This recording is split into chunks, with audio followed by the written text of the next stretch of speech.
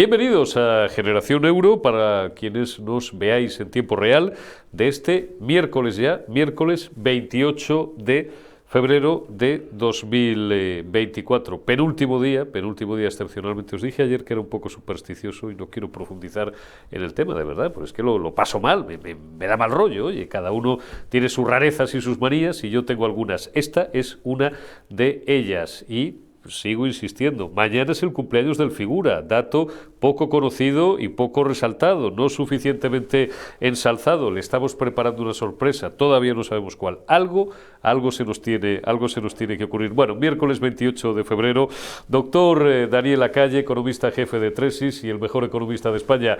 Una semana más, bienvenido y gracias por estar en Generación Euro. ¿Cómo estás? Bueno, muchísimas gracias y gracias por la introducción. Muchísimas gracias.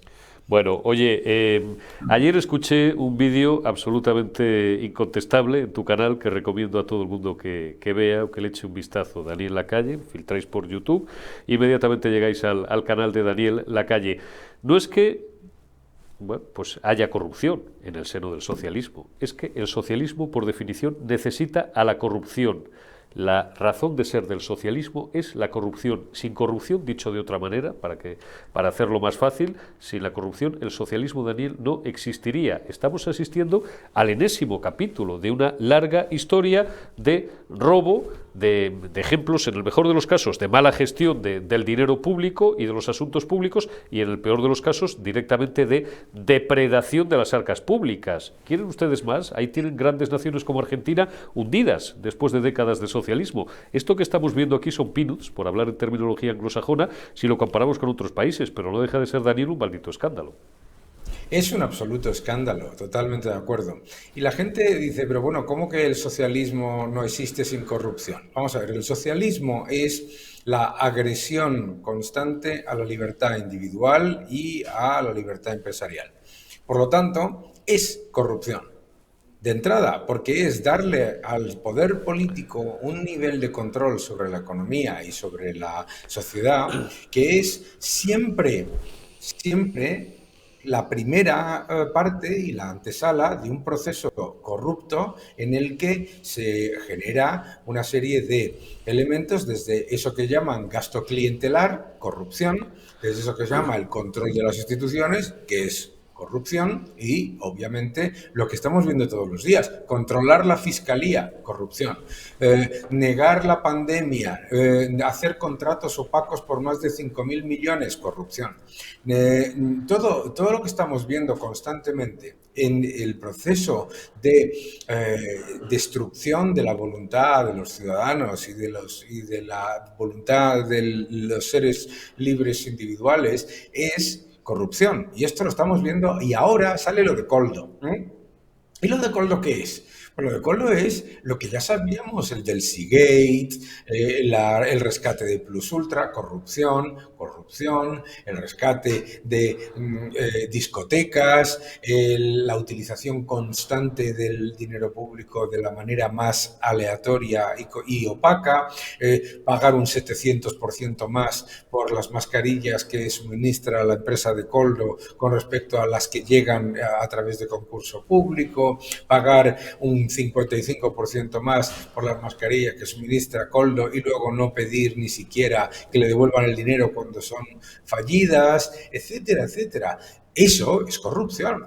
Y lo que estamos viviendo ahora es el intento por parte de ese sistema corrupto de contener esa marea en un culpable, ¿no? El chivo expiatorio, con aquellas películas de la mafia en las que de repente pues a una persona la mandaban a la cárcel y cuando salía de la cárcel venían todos y le hacían una fiesta porque se había portado bien y había defendido a la familia. Bueno, pues lo que están intentando es eso.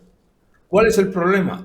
El problema es que Ábalos sabe, porque ya ha visto lo que pasaba cuando lo desplazaron del ministerio de manera abrupta, Ábalos sabe que como entregue el acta de diputado, se abre un río de actuaciones judiciales que terminan inexorablemente o en un problema económico brutal o en la cárcel o las dos cosas. Entonces, lo que sabe Ábalos es que no puede caer en la trampa que le está intentando poner su propio partido para aceptar lo que sería su inmolación, porque su inmolación sería de órdago.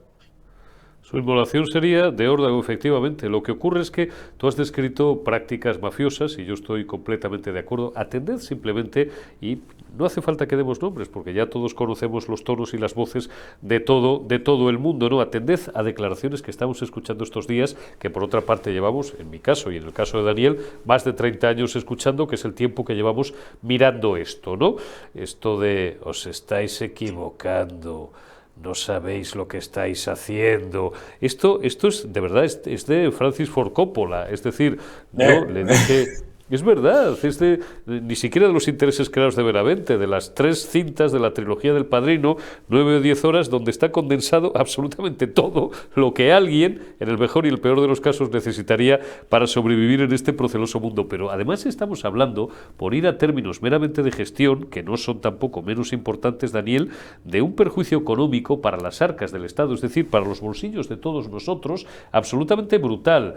Tú dabas un dato ayer en tu canal, analizando todas estas cuestiones, es que se han llegado a pagar sobreprecios de más de un 700%. Es que es una maldita locura. Es que de verdad, es claro, que la gente debería visualizar esto. La gente lo debería visualizar porque piénsalo por un momento. Aquí, este gobierno ha contado con el mayor estímulo posible, que es el de los fondos Next Generation. Y las empresas, las pymes, las familias, que estamos... todo el mundo que hablamos sabemos que no están recibiendo absolutamente nada de ese dinero, pero sabemos que el señor Koldo y su trama recibieron fondos europeos inmediatamente. Tú imagínate ahora cualquier pyme que lleva ahí cumplimentando esa maraña burocrática estúpida, esas imbecilidades que se les exigen con no sé qué de planes de género y de no sé cuántos, y el Koldo se ha levantado la pasta de los fondos. Piensa además en todos, en el perjuicio económico, porque aquí se ha negado, el Partido Socialista ha parado en 4 veces al menos una ley para apoyar a la enfermedad del ELA, ¿de acuerdo?, porque era demasiado caro, 38 millones. Y están saliendo cifras todos los días de 50, 80, 190, 260. Pensemos por un momento lo que es en un país, además, al que se le ha devastado impuestos, se le ha endeudado masivamente, más de 400.000 millones, se ha llevado a cabo la peor gestión económica de toda la Unión Europea, que hay un estudio del Instituto Juan de Mariana que muestra que en Producto Interior Bruto, en poder adquisitivo, en reducción del paro, en deuda y en impuestos, estamos a la cola de todos los países de la Unión Europea. Entonces, después de todo eso, después de los estados de alarma inconstitucionales, el encierro más miope y vergonzoso de toda la OCDE, de haber negado la pandemia, de haber saboteado un hospital público en Madrid, de haber engañado con los tests hasta a la Organización Mundial de la Salud. Pero es que estamos hablando de una de las gestiones más aberrantes que, además, al día de hoy... Ayer salió el dato de situación de las familias en cuanto a riesgo de pobreza y exclusión y pobreza severa, carencia material severa. Y lo que han hecho, además, ha sido empobrecer a todo el mundo, porque se pasan todo el día hablando de que son el gobierno de la gente y son el gobierno de la mala gente. Explícame, Daniel, ahora que das ese dato que yo antes, mira, lo comentaba con Zulueta y con García Serrano en otros formatos anteriores. también ayer en la retaguardia, ese dato que publicaba ayer efectivamente en portada varios diarios, La Razón y algún otro, no sé si La Vanguardia o algún otro también, de que hay un 26% ahora mismo en riesgo de pobreza severa, de exclusión social. Es un término que a mí no me gusta mucho, pero bueno, dentro de ese metalenguaje que está ahora tan de moda. Bien, esto a mí me tiene hablando solo. ¿Por qué el socialismo, cuyas primeras víctimas son siempre sus propios votantes, por qué sigue teniendo casi 8 millones de votos en este país? ¿No va a ser que la gente prefiere que, y esto es terriblemente triste el decirlo, que le roben y que le empobrezcan los suyos? Pero bueno, pero somos un pueblo subdesarrollado. El socialismo hace dos cosas, ¿no? Te promete que te va a dar cosas a cambio de quitarte la responsabilidad, ¿no? Claro. Entonces, ¿qué es lo que pasa? Pues que mucha gente dice, uy, qué bien, no voy a tener responsabilidad sobre nada y me van a dar cosas. Luego no te da cosas, pero te ha quitado la responsabilidad. Entonces, hay mucha gente que se adapta a vivir en la miseria, en el empobrecimiento, que es lo que ocurre en España. La gente dice, bueno, es verdad que, es que miras la encuesta de condiciones de vida, el porcentaje de familias que prácticamente no llegan a fin de mes. Y a mí el dato has dicho tú muy bien, el dato de porcentaje de personas en riesgo de exclusión, etcétera, a mí ese no me importa tanto porque eso ya es, digamos, un dato que se puede debatir. El que no se puede debatir es el de pobreza en cuanto a carencia material severa, que es que la gente que es de verdad pobre, no que está en riesgo, sino que es de verdad pobre. Y la gente que es de verdad pobre ha aumentado masivamente.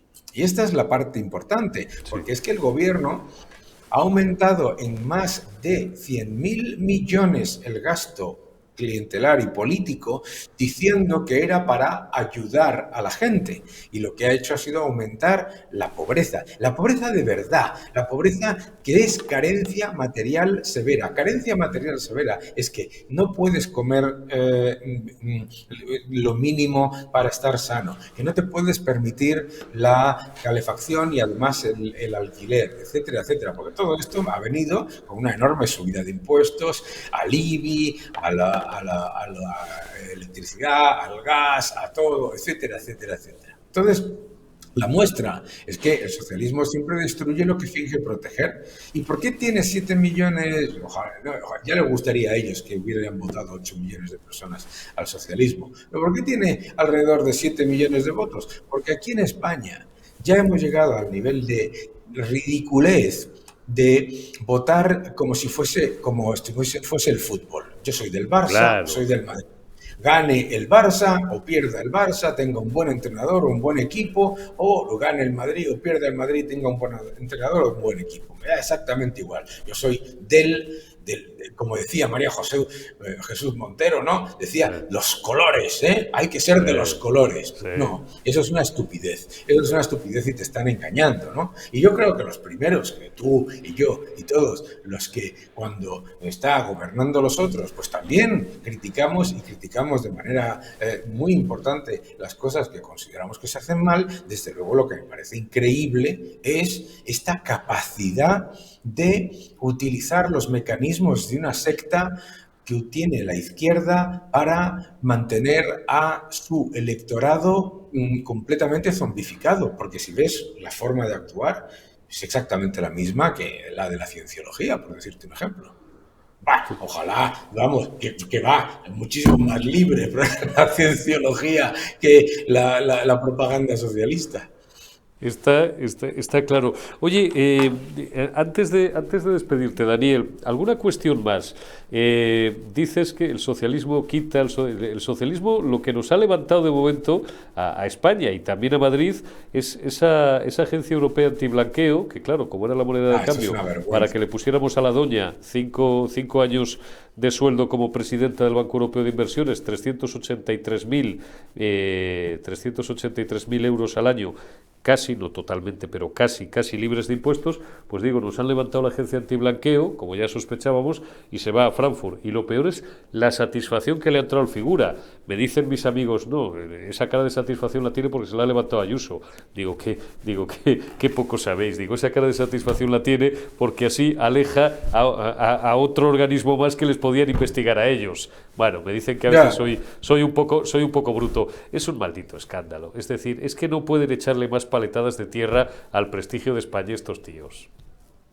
pero es que tú piénsalo por un momento, Eurico. O sea, piensa por un momento. Es que el otro día un amigo mío italiano decía, pero ¿cómo se puede pensar que un partido de un país vote en contra de que vaya a su país una agencia europea que significa no solamente que vaya a la agencia europea, sino el empleo que trae, el empleo indirecto, las conferencias que se generan alrededor, Prestigio. etcétera, etcétera?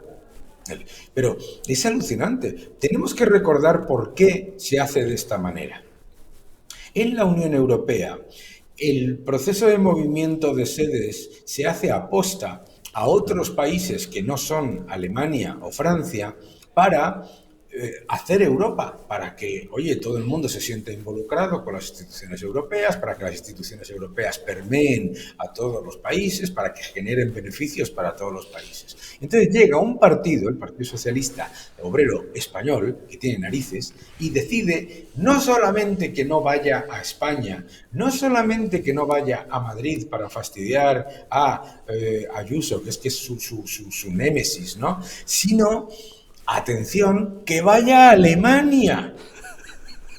Es que todo el engranaje de la Unión Europea está hecho para que se evite que se concentren todas las instituciones en Alemania, en Bélgica o en Francia. Y entonces va y le regala a Alemania, a Frankfurt, ¿sabes?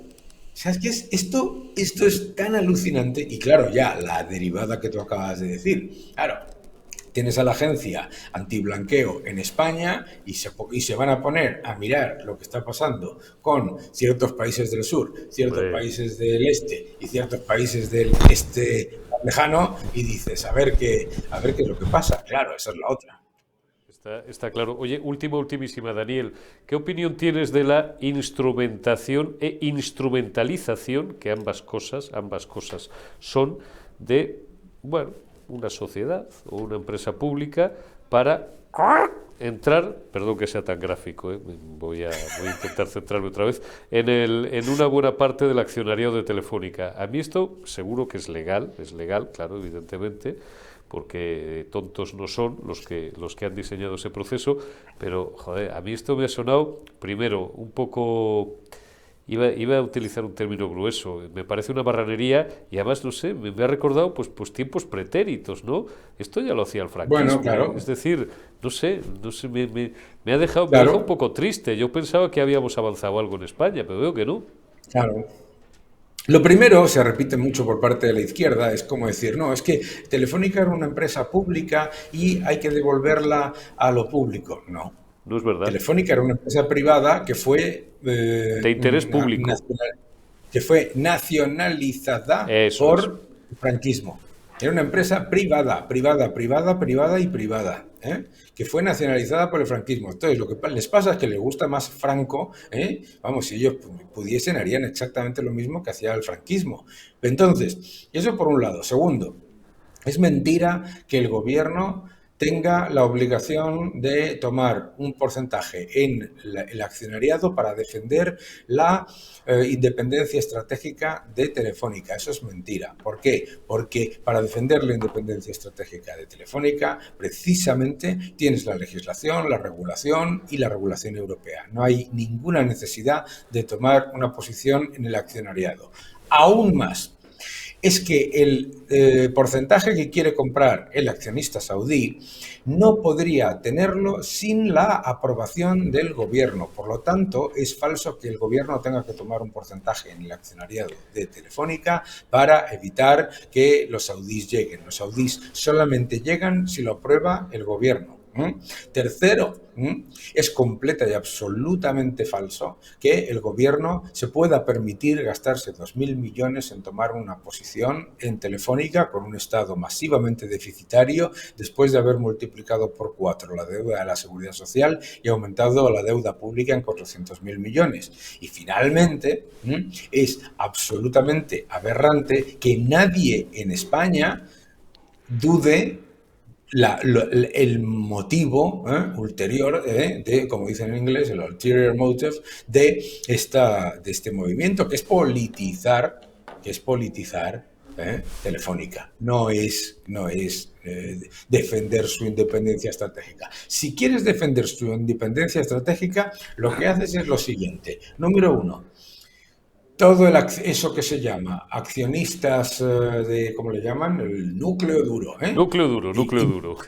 Eso es, pues impides que existan los núcleos duros, fuera núcleos duros. Si tú quieres independencia estratégica, la empresa independiente total, no puede haber núcleos duros. Número dos, lo que haces es, vía la legislación y la regulación, lo que haces es una regulación transparente que lo que hace es que la empresa, por supuesto, pues funciona dentro de esos límites regulatorios como en todo el mundo, ¿Tú ves a alguien en Inglaterra preocupado por la independencia estratégica del aeropuerto de Heathrow o cualquiera de los aeropuertos que están comprados por alguna empresa extranjera? No. Bueno, algún idiota hubo, pero quiero decirte, aparte de esos idiotas, que eran 4, me refiero a veces, no. ¿Por qué? Porque no tiene ninguna lógica pensar que tener la parte del accionariado o el accionariado total de una empresa que es estratégica o que tiene elementos estratégicos, necesita que tú tomes una posición en el accionariado. Lo único que tiene, ¿tú crees que Ferrovial o cualquiera de las empresas que tiene concesiones lleva a cabo actividades que no estén monitorizadas, reguladas y analizadas por los gobiernos y por las entidades independientes de turno? Pues no, es que no tiene ningún sentido, Pero además, esto es lo más importante al final, lo que está haciendo el gobierno en Telefónica y la excusa que está utilizando es de un racismo económico absolutamente aberrante, porque este es el mismo gobierno que consideró perfectamente legítimo, y no pasa absolutamente nada, que yo soy el primero que me parece perfecto, que el Estado italiano tomase un porcentaje importante de Endesa, por supuesto, claro, el mismo partido. Pues claro que sí. ¿Cuál es el problema de que el Estado italiano tenga... ¿Y es Endesa ahora una empresa menos española que invierte menos en España o que haga menos lo que tiene? No. Entonces resulta que el Estado italiano es maravilloso, No el Estado italiano, que le querían, porque no pudieron invertir, pero que le querían vender una refinería a los iraníes, que le querían hacer que tomase una posición, que ahora nos olvidamos, pero es que querían que tomase una posición, una empresa estatal rusa en una de las empresas más importantes del IBEX. Eso lo estuvo negociando este gobierno a principio de su legislatura. Entonces, ¿qué es lo que pasa?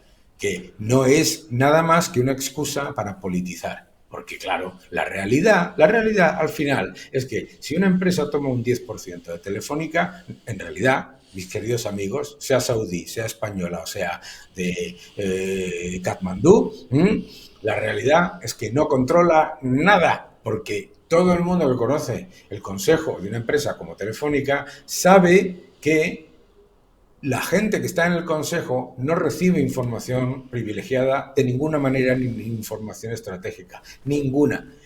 Pero, ¿qué es lo que pasa si tú te metes en el 10% siendo el Estado español, que lo que haces es empezar a politizar la empresa? Porque el Estado saudí no politiza una empresa española, el Estado italiano no politiza una empresa española, el Estado ruso no politiza una empresa española, pero el Estado español sí hace injerencia en una empresa española. Y esa es una enorme diferencia que la gente no quiere entender, ¿sabes? La gente no quiere entender que una empresa extranjera, un Estado extranjero tomando un porcentaje de una empresa local tiene mucho menos riesgo de injerencia que el propio Estado tomando una posición en una empresa, entre comillas, estratégica, que yo cada vez que escucho la palabra estratégico pienso pérdidas, ¿eh? Y lo que nos va a costar a todos. Y para colocar a los amigos, como dice el maestro Cacho, a robar, que el tiempo se va a acabar. Veremos cosas, veremos muchas más cosas. De momento estamos empezando a ver algunas, pero lamentablemente creo que son el 5% de lo que nos queda por ver antes de que a estos ya se les lleve el huracán, que espero que sea en no menos de 6 meses, pero tampoco más de un año. 2 hitos importantes. Y con esto concluimos, Daniel. Junio, europeas, 9 de junio, y las catalanas tocarían por calendario en febrero de 2025, pero a poco que, es decir, justamente dentro de un año, o ya 11 meses y medio, pero a poco que se adelanten, pues yo creo que más allá esto es insostenible. Es la sensación que a mí me da. Ojalá, pero bueno.